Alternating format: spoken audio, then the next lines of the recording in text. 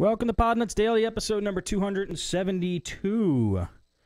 I'm here with John from evernet.co.uk.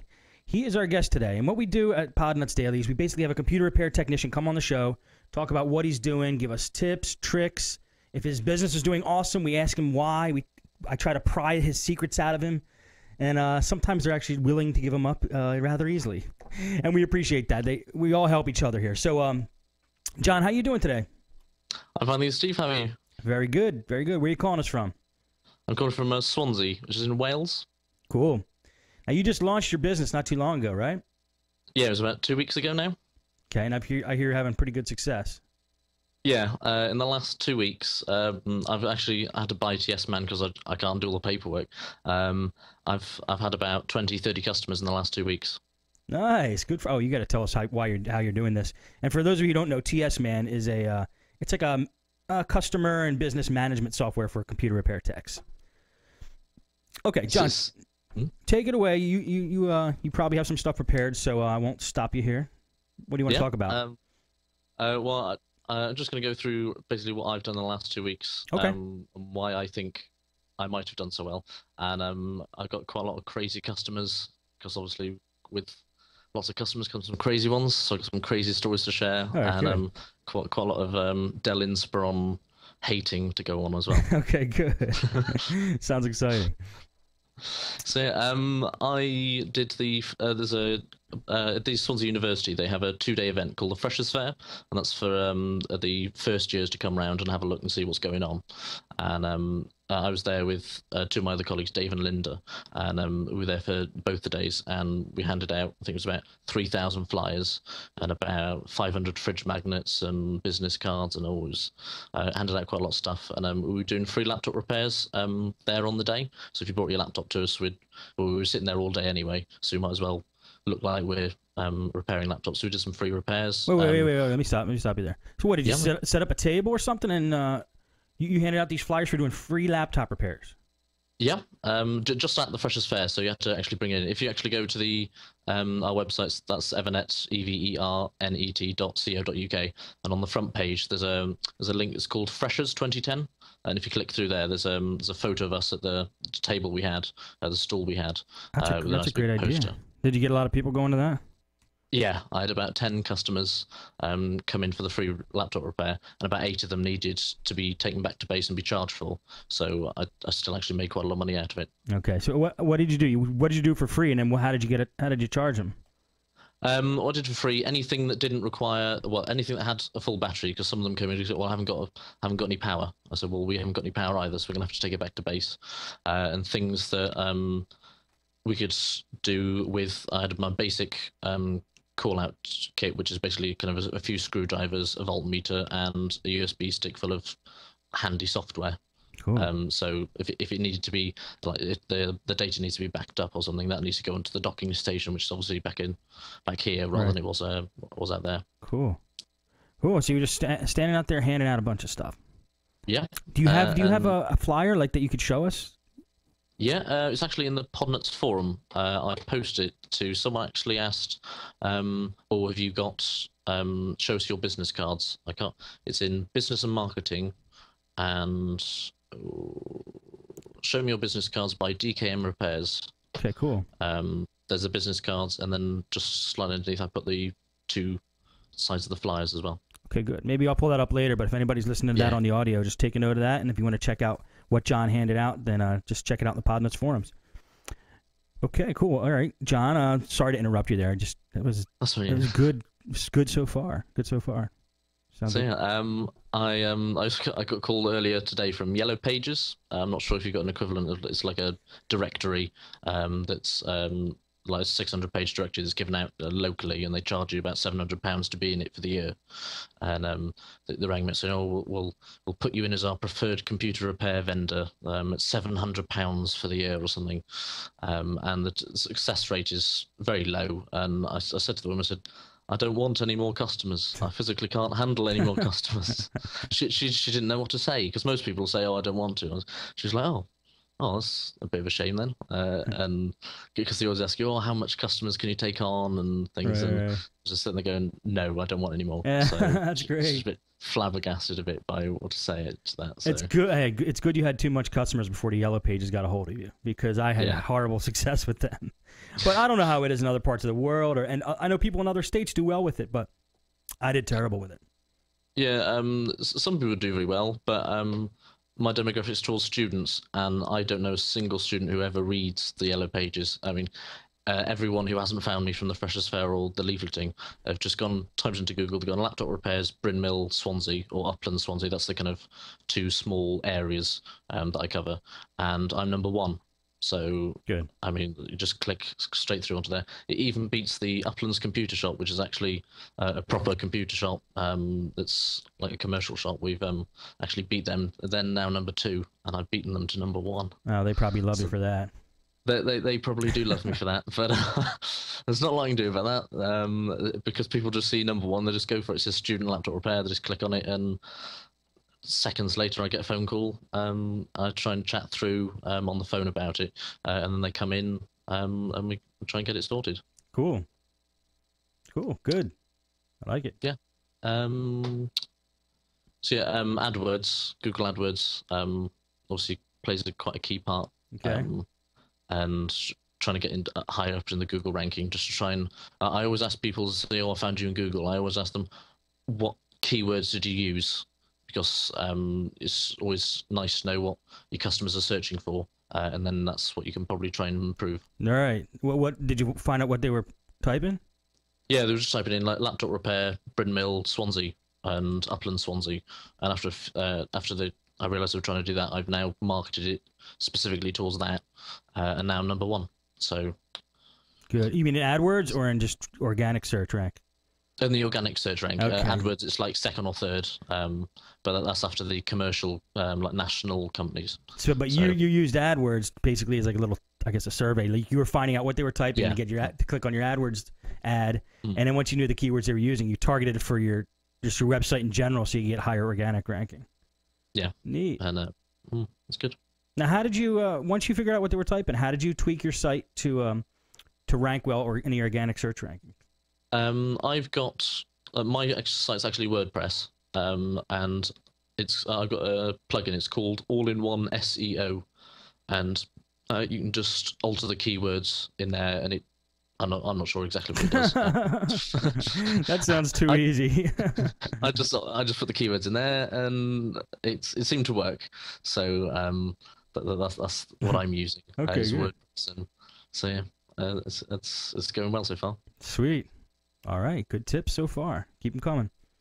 Yeah, so I'm gonna go into jobs. I've got quite a lot of interesting jobs to share with everyone, and some crazy customers as well, which is always good.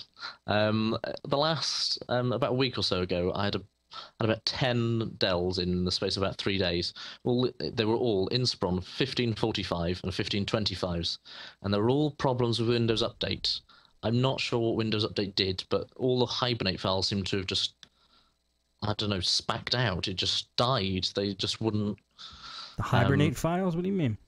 Because like when you shut the lid, if you haven't got the power settings configured, it goes into Hibernate. Right. And I mean, as soon as you try and open it, it tries to recover it from the Hibernate file, and so obviously I can't get into Windows, so I stuck it in the docking station and run a check disk on it, and it's saying, "Oh, this hibernate.sys there's something massively wrong with it." Now, when you say docking station, you mean like a hard drive enclosure, like a hard drive dock? Okay, you pull the hard drive out then. Yeah. Okay. You pull the hard drive out and stick it in the dock. I use that quite a lot for antivirus as well. So before the viruses, especially if it's a rootkit, before it's got a chance to load with the Windows, stick it in to scan it, obviously before it kind of can get going. And you say you run check disk on it? Yeah, I run check disk on it, and how do you do that? How do you do that from inside Windows? Because I link the docking station, the enclosure, up to a testbed computer. Mm-hmm. Select, I go start run CMD, and then the drive letter, as it's assigned, just some like E or something, and then just it goes away and says how many bad sectors or something, or how like, is it have one? John, I gotta stop you, John. I'm losing you. Yep. Let me just hang up. Let me hang up and call you right back. I'm losing you.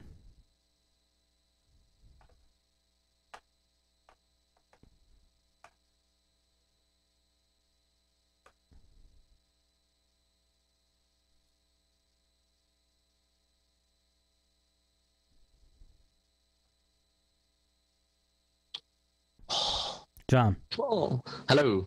Yeah. Yeah, I lost you for a sec. Don't know what happened there. That's right. And now I don't have your video yet. Come on, video. No. Yeah, it will come. I'm just using the Skype 5 beta, so it's good. There it looks we better. Go. Okay. But there we go. Yeah. All right. Let me hit record again. You were talking about just running check disk from the hard disk enclosure thing. Mm-hmm. Go ahead. Yeah, I was. I mean, I put it through the hard disk enclosure and then just run check disk from the testbed's computer, and quite a lot of the time it's fine, but some of the I did have one. It kept coming. All the file process segments were bad or something, and I'm not entirely sure what that is, but it doesn't sound very good. And the hard drive just wouldn't boot up. It was just, I don't know what was wrong with it, but I said, well, it's not going to boot up, and you probably need a new hard drive. Okay. So, yeah, but on the other Inspirons, that running check disk was actually fixing that Windows Update problem? No, it didn't fix it. I had to do system restore, which is always fun. And some of them didn't have system restore enabled, so it had to be a factory reset, which is even more fun. Oh, man, they probably loved you for that. Oh, they did, yeah. But it was really weird. Some of them had Windows Defender, just wouldn't come online as well. And I don't know what Windows Update did. I'm not sure if anyone else has had the same problem.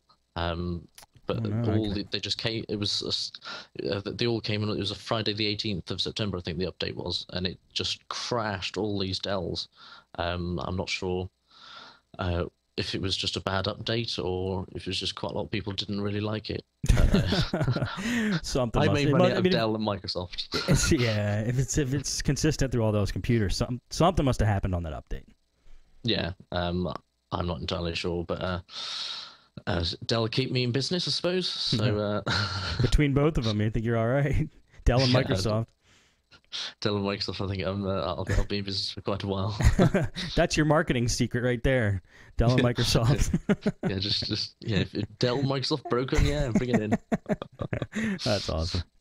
Yeah, and I've had a few illegal operating systems. People had this one guy's it's got a Vista Home Premium OEM sticker on the bottom, and I'm booting it out and it says Vista Ultimate. I'm sitting there going, well, I wonder if he's got a license for this. And the error message is Windows cannot be validated. And you go, oh dear. So you try and validate it. This key is not a valid key from Microsoft. And I go, oh, surprise, surprise. And you try and do anything, and it's like the mouse doesn't work and the internet doesn't work. So I plug it in, and I kid you not, 3,500 viruses I found on this thing. Are you serious? It was like every file was a virus. I don't know how he managed to do it. I said to the guy, I said, this is I didn't even know you could have that many viruses on a hard and it still boot up. But somehow he managed it. And I said, well, first off, you need you need to revert back to the original one because obviously it's an illegal operating system. Well, what did he say about, like, how do you present that to somebody? Well, he said that he had someone else. He had a friend upgrade his laptop for him. Mm-hmm. So, oh yeah, friend who's put his key, an illegal key in. But I don't particularly mind, as long as they revert it back. It doesn't really matter. And I've had another one. Italian. Well, how did you revert it? How did you revert it back? Just use a recovery partition, or did you have his disks, or? Yeah, sorry. Use a recovery partition. Yeah. And it just overwrote the entire hard drive because it was like you're not getting any data out of there because he had all the Adobe design series that was all illegal. Of course. Nobody ever buys that anyway. No, but 3D Max and there must have been about $5,000 worth of software that was picked off this laptop. And that's great. I had a similar one with Italian girl brought her laptop in and she says, I've only been here a few days and in Britain. And she goes, I just had it repaired last week. And the guy put on Windows 7 Ultimate, and I was like, oh, and she paid for it and this, that, and the other, and she goes, it doesn't boot up anymore. So I look at it, and it doesn't boot up, obviously. So I took the hard drive out, had a look, and there's there's all these files called Windows 7 Genuine Advantage Tool, which after looking at is the way to get around the Windows 7 Advantage system, like the validation system. Damn, and he charged her for Windows 7? She thought she was getting a good deal. She was like, "Oh, I only paid like 80 pounds for it," and I was like, "Ooh, you got ripped off." Damn, now that's just downright criminal. Yeah, it is. But I was sitting there going, "Well, it's going to have to go back to Vista, or you're going to have to buy a license because it's just not going to work either way." So I'm not quite sure what she. I've left it to her. She's going to get back to me. I'm not sure what she wants to do with that one. Damn. Not good. Did she go back to the first guy and ream him out? I'm not sure if she did or not. But if I was her, I would have gone absolutely ballistic. I would have phoned him up and gone, "I want my money back," or you'll be getting a knock on the door from the police. Exactly. Well, there, because it is criminal at the end of the day. It's sort of one thing to kind of put an illegal operating system on. It's then another to charge for that illegal operating system. That's right.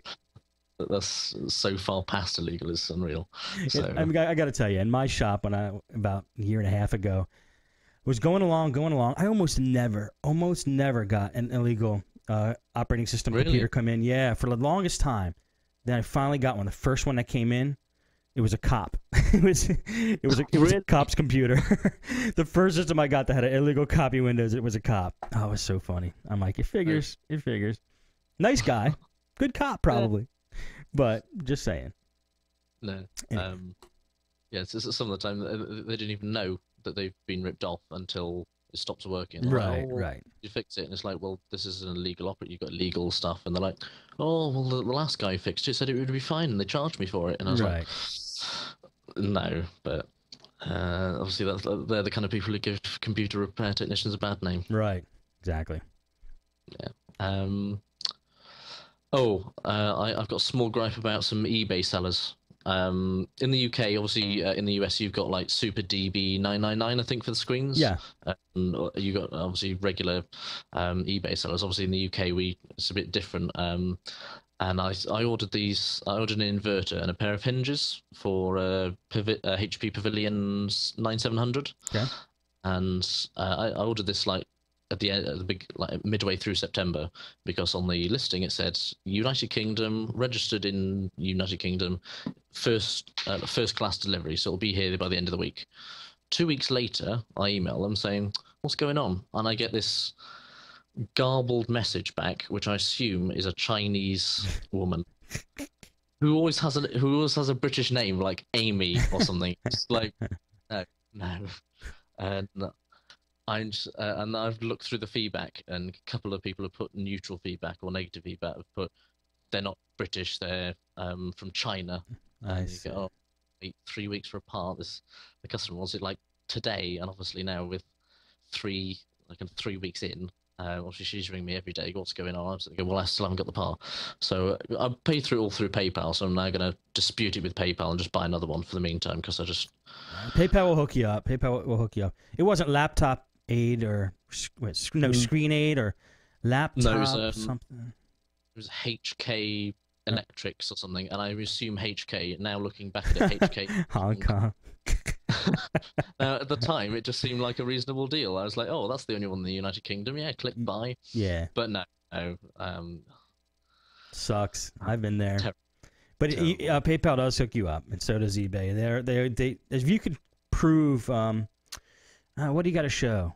What do you got to show that you shipped it back or something like that? They'll give you your money back. I had a similar problem. I was ordering a charger off this website I never actually ordered off before, but it was like a really old HP, and it was the only place that would do it. And but apart from eBay, I didn't check eBay first actually, and I paid it was £30 for it, and 2 weeks later I just didn't get any back. So I contacted PayPal, and they just gave me the money straight back. And they were like, "Well, yeah, the sellers had several people file complaints against them, so they just give you money straight back." So I was like, "Oh, there you go." That's pretty nice.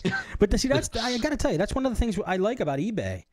People, I think people have the wrong idea about eBay. They really do. They're like, "Oh, eBay, you only can get used stuff." It's one thing they think, and they also think that it's easy to get ripped off. It's hard to get ripped. You got to try to get ripped off on eBay, because all you got to do is look at the feedback rating of these sellers. It's right out there for you. It's there. It's like right there. Look at it, read it, and if you get burned, it's your own fault. But with like just any old website, they don't have to put feedback ratings. They could make a really professional looking site that's completely like crap, like illegal, illegitimate, everything.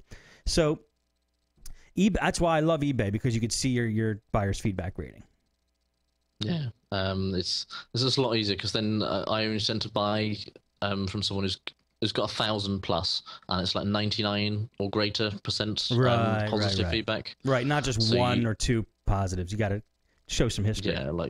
Yeah, like if they've got like 999 positives and 1 negative, I'm going to take the chance on that one. Right. But if they've only got like 4 positives and no negatives, I'm going to go, actually, no, I'll go on to someone else. Exactly. Even pay more just for the kind of security that you're going to get something. Sure. So yeah. What else you got? Yeah. I had quite an old HP. I think it was a Dell. It was a Dell. Latitude 6400, I think it was. Really old one. And this girl comes in. 6400, 64. I think it was a 6. Just trying to get a picture in my mind. It's a black one, right? It was silver actually. I'll just look it up. It was a Latitude C840. Sorry, Latitude C840. Yeah. This is probably like 10 years old. Yeah. And she goes, nothing installs at all. And I was like, well, that's a bit odd. And I had a look, and nothing installed. It kept saying the Windows installer could not deploy or something similar. And I was like, oh. And it was a problem with the MSI EXEC.exe. It was just in the System 32, which is apparently that's the Windows installer. And hers was just out of date. So I just upgraded it to the latest one, which I think is 4.5, I think it was. And it just worked. Really? She's running XP on it? Yeah, it was running XP. And it was literally just because it came with this error message and an error code just through Google, which sent you onto a knowledge base from Microsoft, and it said, "Oh, just download this update." It was just done in 10 minutes. I was like, "Wow!" Usually, if I see a computer like this come in, I go, "Uh-oh, this is gonna be tough." But that's good that you got away kind of easy on that one. Good job. I was thinking, there's something can't be right for it not to install anything. Right.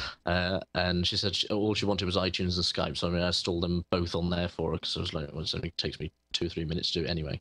Wow. So, I'd like to see iTunes run. I'd like to see iTunes run on that thing. Yeah, iTunes 10 as well. Now it's even beefier, and I was but if Steve Jobs knew iTunes was running on that computer, I think he would just flip out. I think I looked at it, and I was tempted to say you just need a new laptop, but she wasn't crying almost, but she was. You could see she was visibly distressed, and she's like, "Oh my god, I need it done." And I gave it back to her, and she was like, "Oh my god, thank you so much," because in the student halls of residence, there's about 10 people living in each flat. And she said, I had all the guys who looked at it in the flat that said, "Oh, just throw it in the bin and buy a new one." And I was like, "Oh, well, I didn't tell her it only took 10 minutes, but it only took 10 minutes." I was like, "Oh, I expected it to take one of those, like you said, one of those, oh dear, it's going to be a long haul." And it was quite short. So, but it's cool. Well, good for you. You found the right solution fast. I mean, it could have taken a lot longer for somebody who just, didn't do it right. Yeah, I love get an error code, throw it through Google, and if someone's had the same problem, or if you've got the problem, someone else has certainly had the same problem and asked Google about it before. So yes, just hope you don't get Yahoo Answers. Oh, yeah. I'm part of Yahoo Answers as well, and some of the questions that you get in, I sometimes reply to the ones on computers and the internet, and you get people like, "Oh, why is my computer not on?" And it's like literally because they haven't plugged it in or something. It's even worse. You can't even imagine how dumb these people are. I remember a couple of weeks ago, because I moved into a new place here, and I'm seeing all kinds of funny insects and stuff outside. I don't know what they are, so sometimes I Google them, and I saw these little frog-like things, but they didn't have any legs, and they were sitting on like right outside like my porch. They were like on the gutter, sitting on the porch, and I Googled them. I'm like, I thought they were like baby lizards or something that just hatched out of an egg and just didn't have like formed legs. So I looking online, and I found Yahoo Answers. There was somebody who asked the question, "Do baby snakes have legs?" That was their question. I'm thinking, like, this is what? Oh. this is the most. Dude, that's the kind of people you get on Yahoo Answers. People who ask those kind of questions. Oh, so some of them are quite kind of well grammar and spelling, but some of them are just like that you can tell they're like a 10-year-old kid, and there's just no, and even if you use most the browsers now come with spell checkers built in. Right. So how you can make a spelling mistake now is just, or like computer, it's not COOMPUTER. It's computer. Oh, it's a shame. And all the spelling and grammar on that just annoys me. It's just too funny. It exemplifies the movie Idiocracy, which I bring up every time. You just got to watch that movie, and then once you watch that movie, you just understand planet Earth. Yeah. But okay. What else? Oh, crazy customer. Shifty man. He's I call him. He's Shifty man. This is my crazy customer story. So I go into the bank 5 o'clock this evening, just to put in all the money, and I get a call. I'm in the bank saying, "Oh, I've got a problem with my hard drive. Can I drop it off?" I was like, "Yeah, we're up until 10 p.m. tonight." So the guy goes, "Oh, yeah, that's great. I'll see you then." So I give him the address and name. And as I'm coming back from the bank, I stop off the chip shop, which is just up the road, and this guy is standing outside. He's looking a bit shifty. What is a chip shop? I don't even know. Sorry, it sells fish and chips. Okay, like French fries, okay, I gotcha. Yeah, sorry, yeah. I just do like burgers and chips. It's not like a McDonald's type place. It's just like they stick it in a deep fryer, and it's almost like McDonald's. Actually. It's like McDonald's that just sells fries. Yeah. Okay, I'm not gonna. It's like a really small McDonald's, like a really small McDonald's. Okay, I'm not gonna derail this conversation. Sorry, I was just curious. Yeah, so yeah. Good. And I was just getting dinner, and there's a shifty guy outside. I was sitting going, "Oh, I got to walk past this shifty guy," right. And I got my fleece, and I got a little fleece that says like Evernet support, laptop repair experts, and all the contact details on the back. And as I'm coming out of this chip shop, this guy approaches me, and I'm going, "Oh my god, I'm going to die here and now." And he goes, "You're Evernet support, aren't you?" And I says, I kind of sigh a little. I go, "Yes." He goes, "Oh, I'm looking for you. I can't find where you are." And I was like, oh dear, it's going to be one of these. And he comes in, and the CCTV on the front doors are not actually in here because I'm not sure I want someone to pinch up with all the laptops. And he comes in, and he's just looking around. Like some people, I've got a chair on the other side of the desk, and some people casually look around and see what's on in the other room whilst I'm doing stuff. But this guy's just looking at all the expensive stuff, and he just looks shifty as hell. You mean like he doesn't like pretend to just look around? He's like just deliberately looking around. Oh, yeah. You walk past one of my housemates, and he just looks at him. He looks into his room to look at his look at his computer, and he's shifty guy. And he goes, he's having a problem with his hard drive. So I plugged it in, and he said he dropped it, and it just kept clicking. And I was like, well, there's nothing I can do about it. You need to send it off to a specialized like laptop, like a hard drive replacement company. Right. So I hope that's the last I see of him. But he just looked shifty as hell. Wow. And he was on his mobile as well, speaking very fast in a foreign language that I didn't understand. And that just kind of put me on edge a bit as well. And I wasn't quite. And I was sitting there going, "He's calling back up. He's calling back up. I'm gonna get mobbed here." But that just happened to you today. Yeah, that happened to me. It was 8 o'clock tonight, and it's midnight now, so it was about 4 hours ago. So lock the door. Lock your doors. Locked all the doors. The doors are all locked now, so in case Shifty Man comes back. Yeah, we've got CCTV on the front door, so if he rings the bell and there's 5 of them stood outside, I'm not answering that door. Good for you. You know, I didn't get too many nuts, but you get them eventually. You get them, you know, they trickle in, and some people are just crazy beyond belief. Yeah. I don't think any amount of crazy pills would have helped him. He just look shifty as well. Well, hopefully you don't see him again. Yeah. In comparison to quite a lot of the students I get, mostly girls. About 90 to 95% of the customers I had are all girls, and they're all chatty. They'll sit there for half an hour and chat your ears off. Which is nice. They're really friendly. And that's right. You cater to students, right? Yeah, students, yeah. So this shifty guy, was he a student? Yeah, he was a student, but he's a mature student, so he's about 40. I see. And that's what made him look a bit suspicious in the first place. And he just, I don't know, he looked shifty, he sounded shifty, he dressed shifty. He had a little, I don't know, he had like a hood and a baseball cap, and he looked shifty. He was shifty. Good luck. Yeah, in comparison to the nice, friendly clients I get sitting in my chair for half hour, just friendly, having a nice chat. It's a great way to meet chicks. Yes, it is. Not my girlfriend would quite appreciate that, but yeah, it's no, it's so nice, and because at our university, there's actually more girls than there are boys. It's about 60-40. So there are actually more girls than boys at the university, and boys don't particularly like to ask for help. They feel like they do it themselves. So I get quite a lot of the girls come in and they go, "Oh, my boyfriend had a look, he couldn't do it, so I come along to you." And I was like, "Oh," so yeah, they're really friendly, and yeah, it's just nice to have a comparison to that in comparison to the shifty people you get. Right. No, that yeah. I live in Philly. Everybody's angry, so I had girls come in being like, oh, really? They're like, well, not everybody. It's a huge generality, but girls would come in and be like, they wouldn't be like, "Oh, my boyfriend couldn't fix this." It would be like, "My boyfriend punched the screen on this computer." It would have like a busted screen. That's the Philly repairs. Oh, I see that. It's that kind of way, is it? Yeah. It's not. They're nice, but they're just angry. Yeah, angry. No, I've also because I was setting up in the 2 weeks, I've now learned what kind of questions people ask me, and quite a lot of people ask me, "What would you recommend for a new laptop or antivirus or anti-spyware or anything?"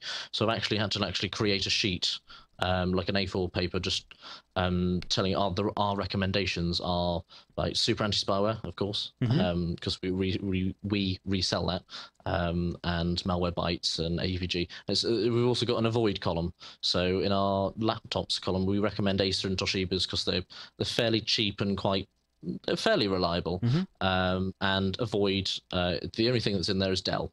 Really? Avoid the Dell. Really? Yeah. I'd avoid. Well, why? Could you get a lot of them in, or why do you say avoid Dell? They're really nice to repair in the sense that you can take it all apart within like 5 minutes or so. Yeah. But I just don't like these girls who come in. They only buy the Dell because you can customize the back and it's bubblegum pink, and that's the only reason why they bought it, was because that was the only one that was bubblegum pink. Smart for Dell. Smart for Dell, but not for I don't know, all the bits just fall off eventually. Some people love Dell. I don't love Dell so much. The thing with Dell that I found is like the reason we got a lot of Dells in was because they sold so many Dells in that time period that they're all they're coming back more now. And to me, when somebody asks me that question, what do you recommend for laptop? I would say they're all the same. I do. I say I told them to get an Apple actually. But then, but as far as like the PCs, the Toshiba's, Dell's, Gateway, Acer, Compaq, HP, they're all the same to me.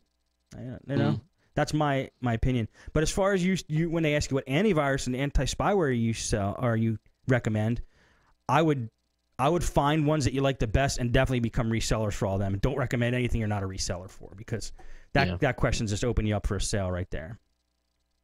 Yeah, I resell AVG and super anti-spyware, but I'm because with every repair we give like a year license with AVG, but when I've run out of 9.0 licenses, I'm actually going to stop that until I've tested the new AVG 2011 that came out last week, I think it was. So until I've properly tested that, because like you said with Norton and McAfee, they kind of get bloated and then they trim them down and bloated again. So I've got to test it before I could properly recommend AVG 2011. Okay, good. Yeah. I'm going to plug the forums as well. Sure. I've posted in the forums quite a lot, and I know quite a lot of the there's Dave Mason, who's from North Wales, and I think Simon Zed from Haverfordwest, all in Wales. They post quite a lot as well. So it's quite a good community. So if you're not already signed up to the Podnutz forums, I'd suggest doing so. Definitely. Podnutz.com/forums. Definitely sign up. Most of the questions people send me, like email me, I go ask in the forums. I mean, they'll give you better answers than I will. So, huge resource, great community. Everyone's welcome. So definitely, good call on that. Yeah, and I actually had a call today from a guy who actually repairs laptops in Norfolk, which is in the southeast of England. Okay. And he said he heard my podcast in. From Podnutz, and he was just wondering what kind of suppliers that I used. So we were kind of trading a bit of information about UK suppliers, because obviously Podnutz is aimed towards the US. So it was great to have a chat with kind of other technicians, and it was nice to talk to a British person about the kind of British suppliers and the stuff that they use as well. Good. You know what? I don't try to aim it towards the U.S. It's just what I know. So whatever ideas or observations I have are just from what I see locally. So sorry. I don't try to aim it that way, but people like there's people like you bringing the UK in. And it was just nice to say, that they use this bit, that they use these supplies. Like, I've never used them before, so good. It's quite nice. Through Podnutz, we made some other connections that otherwise I wouldn't have made. So use the forums, and obviously, I think you've got a few guest slots for October to fill. So if you haven't done a guest slot already, I'd advise signing up. Absolutely, there is some in October. They fill up slowly. Let me see what we got here. I'll name some dates that we have open. Yeah, we do have some October dates. Wednesday the 13th, Monday the 18th. Yeah, we do have October 25th and 27th. Sign up, guys. We know that you are withholding vital tech tips, and we want them. Okay. What else you got, John? I got a call out. I had a guy rings me up at 11:30 in the evening, and he goes, "I need someone to come out right now." I says, "Well, yeah, that can happen, but it's going to cost you a lot of money." And he goes, "I don't care. I'll pay as much money as it costs for someone to come out right now." So I go, "Fair enough." So wow. I get down, I drive down, and he spilled the amount of apple juice that he spilled across this laptop is just it's like you lift it up and it's sticky on the outside, and you go, "Oh, it's going to be even worse on the inside." His keys have stopped working. The rest of it works fine. It's just some of the keys have stopped working. Oh my God. So I'm surprised that it turns on, because it wasn't just like a small cup. It was like a big bottle type thing. It just dropped across it. I was like, oh.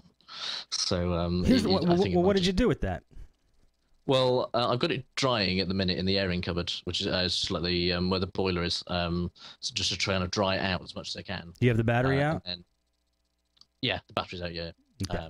When somebody spills something in their laptop, I don't even turn it on. If I see that they have it on and they want to show it to me, I go, no. I just stop them dead, and I turn it off, pull the battery out, pull the AC adapter out, and I tear it down, and I just look at every single piece in the thing. That's the only way that I feel comfortable working on them, because I'm not going to be like, well, maybe the liquid didn't get to the motherboard, and I turn it on and it explodes. It's like, just shut it down. Don't even, as a technician, try to turn it on. If you know something spilled in it, just say, I got to air this thing out. And if you can, take it all apart and just look at every single piece, because I've found corrosion. That liquid gets into the spaces you would not believe, and you find corrosion in like the littlest corner that you don't even check, and unless you take the entire thing apart and look at the whole motherboard and all the circuit boards. It's just too much of a gamble. So that's my recommendation. So I don't know what you do for that. Apparently what I've heard is, if it's been completely doused and the motherboard just won't turn on, there's I'm not sure if you heard of WD-40. Mm-hmm. Yeah, we have it here. A WD-40. Apparently, if you spray that quite gently onto the motherboard or circuitry that's affected, and it actually supposed to get the water out of the motherboard, because it displaces it with the oil. Oh, okay, cool. And apparently that works, and then obviously dry it out for like a week or so, and apparently that works. I haven't actually tested it yet, but I'm not sure where I heard it from. It might have been on the Podnutz forums, or I think Lotfi was talking about that. Lotfi, the reballer. Mm. I take a toothbrush, and I used to have hand sanitizer. That's because that's what I had in the shop, and I would just put it on the edge of a toothbrush, and I would scrub that motherboard down and just let it dry out. So that gets a lot of the corrosion off. But I haven't tried the WD-40 trick yet. because WD stands for water dispersal. So I didn't realize that until someone told me. I was like, oh, that would kind of then work, yeah. So that's a good little tip I learned. Cool. I'm almost out of stuff. Do you want to go to emails? Yeah. Or sure. Yeah. Absolutely. I got tons of emails. So. Yeah, tons of emails. Yeah. Okay, this one is from James. Let me see what he says here. James says, James. Okay. Hey, Steve, thanks for the podcast. You've helped me to no end. I keep trying to register in the chat room, but I must be missing something because it won't let me in. It gives me a password error code. Anyway, I'm looking at starting my own computer repair business. I have a full-time job, and I was wondering if the listeners had any advice for me to get started. My full-time job hours don't leave me much free time, so I was looking for ideas to maximize my spare time. I currently have work 5 a.m. till 6 p.m. Monday through Friday and 5 a.m. to 3 p.m. Saturday. Sorry for the long email. Your podcasts are great. They've made me realize I can learn what I need to if I really want to. Would love you to read this on the next podcast. Cheers. And that's from James. Well, I'll give you my 2 cents, James, and then we'll let John chime in. And you should, I think I said this in the email. Definitely, yeah, I did put it in the forums. Definitely put this email in the forums. You'll get tons of great feedback. But as far as if you want to ease into the computer repair business, it's so easy to ease in because you can be a mobile tech. You could be a mobile repair technician, and all you need is a car. And I think all you need is a simple website and a Google AdWords account, because AdWords is advertising you can do, and you could turn off the ad when you're at work and turn it on when you get home and you're ready to be a computer repair technician. It's like the only form of advertising where you can, adjust your results so quickly without not a lot of time. I mean, if you put an ad in the phone book, people would be calling you at work. But if you use AdWords, just turn your ad off while you're at work. When you get home, turn it on. And I'm going to promote my product because this is what it does, and this is how I started. It's techsitebuilder.com. It gives you the website, and it sets up your AdWords account. And you could literally just start getting calls as soon as you're done the work on the kit, which takes only a couple hours. You get calls, and you are now a computer repair technician. So that's my recommendation for easing into it with your hours. What do you think, John? Yeah, I mean, what I'd suggest is if you've got a spouse, significant other, or a friend who'd really help you, is if you want to kind of take it part-time, as kind of do it as a partnership. So kind of someone answers the phone calls in the day, and then you repair them in the evening when you get back. And so obviously someone's then the customer side, and then you're the repairing side. That could work quite well. And it could almost be a full-time business, and you're at work and you're working at part of the business as well. Good idea. Yeah, have fun working with relatives. Yeah, but it depends. It depends how well you get on. Right, I mean, if it's going to be, I don't know, your wife or something, and you obviously don't get divorced over it. You don't want to get to the point where you want to break up with your friends or something. Exactly. No, it's a good idea, because it means relatives. It's a mixed blessing. I mean, it's somebody you can trust implicitly, but at the same time, like you can't. It's hard to treat them as an employee especially if they mess up. Yeah. I mean, I actually have quite a busy day in university because I'm studying for my medical engineering degree at the moment. So when I'm not actually here and someone actually drops by, one of my other housemates they've got these T-shirts as well, and they've got all the call-out forms, and they've got access to TS Man on their computers. So so it looks the same as if I was doing it, and they just go, "Oh yeah, we'll call you in a couple of days, and we'll have it done for you." And obviously, then they talk to me about it. So it's almost like I can run it from 10 a.m. to 10 p.m. Whereas I can only actually be here from about 3 p.m. till 10 p.m. Whereas actually my friend is up in the morning, and he hasn't got any lectures until the afternoon. So we kind of trade it off quite well. Good idea. Well, there you go, James. That's our best ideas for you there. Michael says, let's see. He wants me to include in the laptop repair videos how to diagnose a bad power button, or a button that does not power on. Well, I do actually talk about this in the motherboard videos and the laptop repair videos. Most of the times, it's not your button that's bad. It's some other problem with the circuitry. It's very rare that your button goes bad on a laptop. Let me see. He wants to know how to trace the power route on a dead laptop. Let's see. Yeah, I'm trying to read it because this is in like 2 parts of this email, so I'm getting a little confused. Yeah. You know what? I don't know. I think I covered it in the laptop repair videos. I don't trace the routes of the power in the laptops much farther than the power jack. You know, I don't go into the motherboard and look at the capacitors and circuits and whatnot. I trace what the positive lead is and the negative lead is to the power jack, and then I go from there. If it goes past any part past that, then it's a little too in depth, I think. All right, this is from Horst. Horst says, I love your videos. I have a Toshiba laptop satellite P100.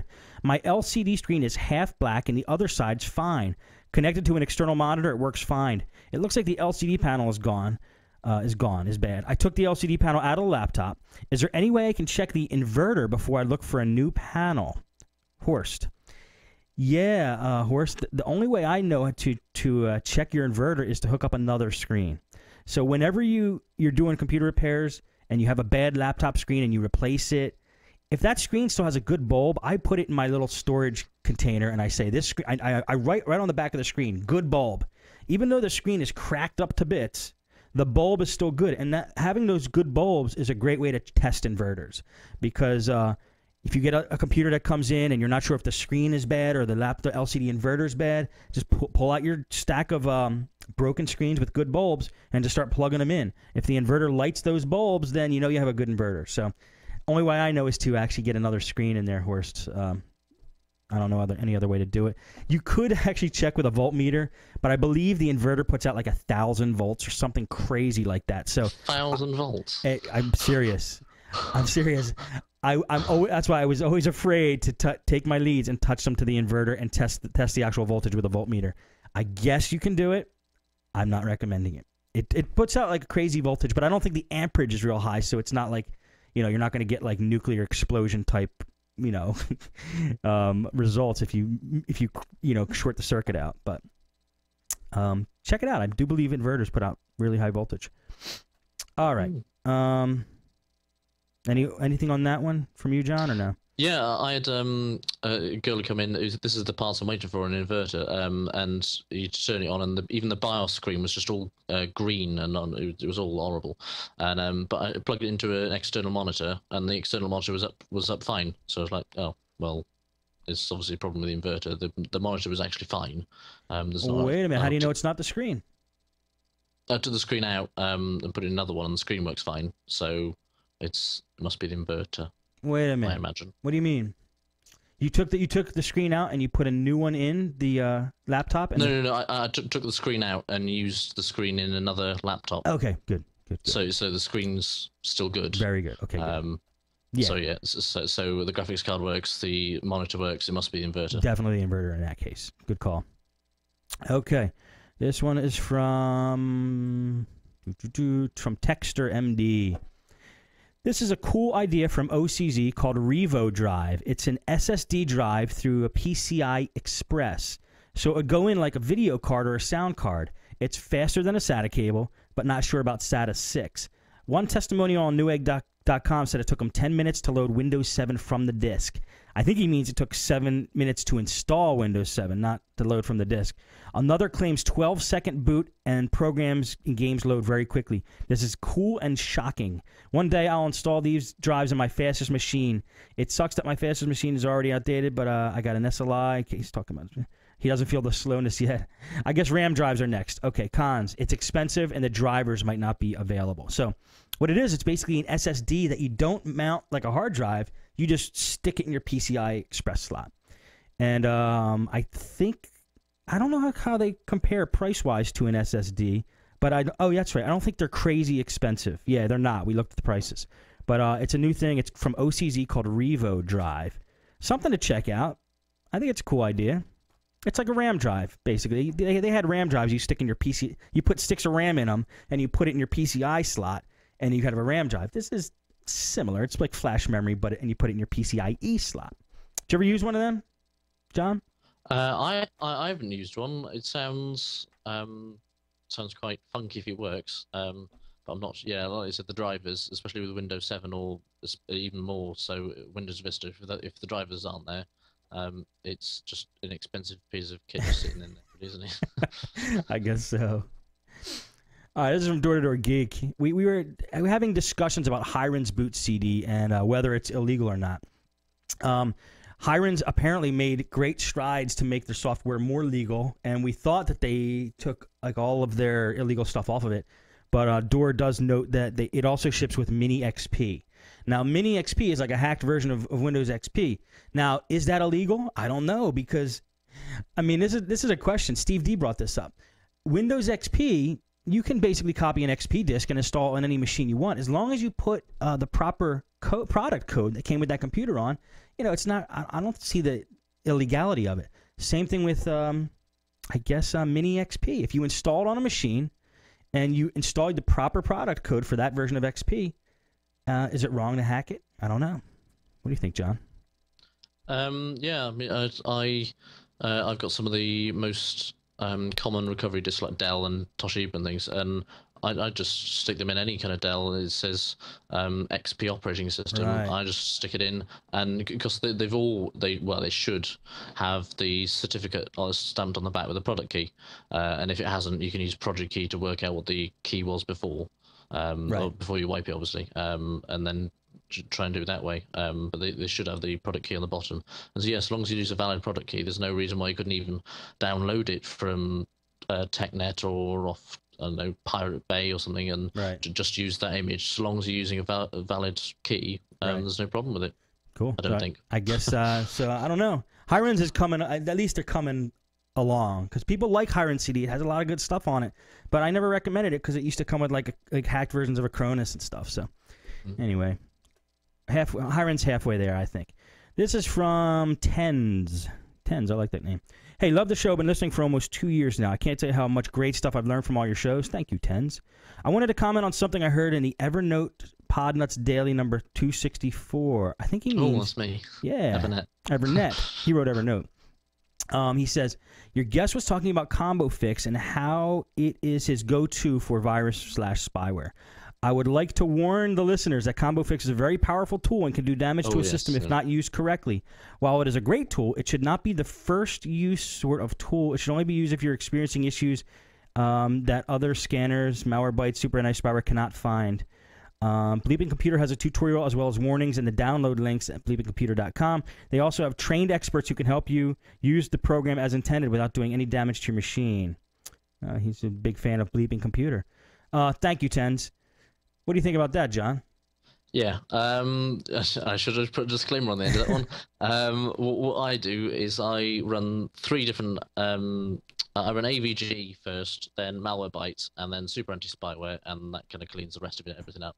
And if there's still problems, I'd then run Combo Fix. But Combo Fix I'd never recommend to anyone, because you've got to know what you're doing with it, really, because otherwise, like you said, you can delete Windows, really. Does it? I mean, have you ever run Combo Fix and have it cause a system to crash? I don't think I have. I haven't, but I know it's possible. It's a very powerful tool, and you can do it. I mean, it says when it comes up, it goes, make sure you've backed everything up, and it says it's such a powerful tool that you should only use it if you know how to use it.